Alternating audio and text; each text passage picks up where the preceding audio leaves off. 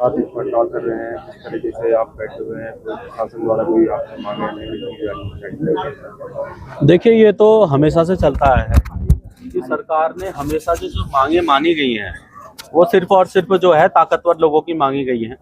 आज हम लोग जो हैं वो गरीब हैं और गरीब की आवाज़ बनकर यहाँ पे जब 13 किलोमीटर एक गरीब चलता है और हम जो है प्रशासन के तमाम लोगों को संज्ञान में डालते हैं, उनको जो है हम निमंत्रण देते हैं कि आइए मेरे बच्चों का दर्द समझिए कि ये 13 किलोमीटर जो है सरकारी स्कूल में बच्चा जो है पैदल चल रहा है आज।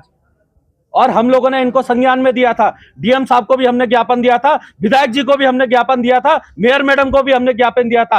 ये सरकार सिर्फ और सिर्फ ताकतवर लोगों की सुनती है, जिनके पीछे ताकत होती है उन लोगों की। क्या इन गरीबों के लिए कोई कानून नहीं है? क्या इन गरीबों के लिए कोई हक अधिकार नहीं है? इस देश का देखिए, आज 2026 है, इतने साल हो गए हमारे देश को आजाद हुए, हमारा बच्चा जो है आज भी पैदल चल रहा है, शिक्षा के लिए तरस रहा है, तड़प रहा है, कह रहा है मुख्यमंत्री जी हमें पढ़ा दीजिए, हमें जो है आगे बढ़ने दीजिए।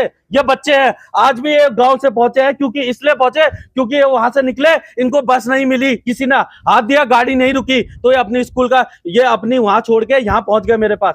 मुझे पता भी नहीं था ये आने वाले हैं और ये यहाँ पहुंच गए। साथियों, ना जाने लगातार इन बच्चों का भविष्य क्या है ये कोई नहीं देखना चाहता। मैं आपसे कह रहा हूं, भले आपके बच्चे प्राइवेट स्कूलों में पढ़ते होंगे, मैं मानता हूं, मगर क्या है इन बच्चों का दर्द नहीं है? ये जो तमाम जो उत्तराखंड के अंदर दुर्गम परिस्थितियां बनी हुई है, क्या मुख्यमंत्री को इसमें संज्ञान नहीं लेना चाहिए?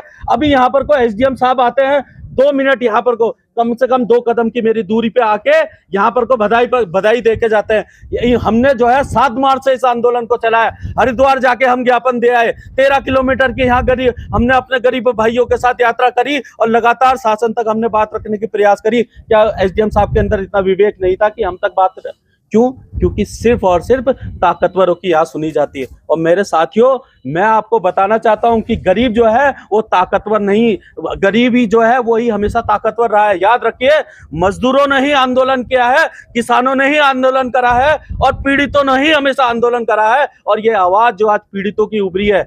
मैं सम्मानित साथियों इन सबको बताना चाहता हूं कि कोई भी मुगालते में ना रहे।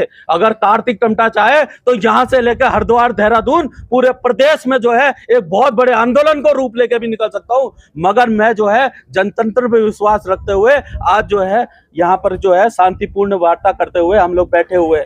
और साथियों, मैंने कहा ना, मेरे पास खोने के लिए मेरे सिर्फ प्राण है, और मैं चाहता हूं कि मैं परेशान ना करूं, क्योंकि मेरा मजदूर भाई अगर यहाँ आता है तो उसकी दिन भर की दिहाड़ी जाती है।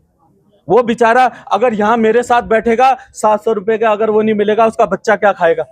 मैं उनको जानबूझ के नहीं बुलाना चाहता, मैं चाहता हूं कि उन सबकी आवाज में बनकर यहाँ पे बैठा हूं, तो भूख अपने बड़े मेरे को प्राण त्याग देने पड़े, मगर इस अपने वचन से पीछे नहीं हटूंगा। इन बच्चों के लिए प्रण लिया है, ये बच्चे देखिए खुद ब खुद पहुंचे।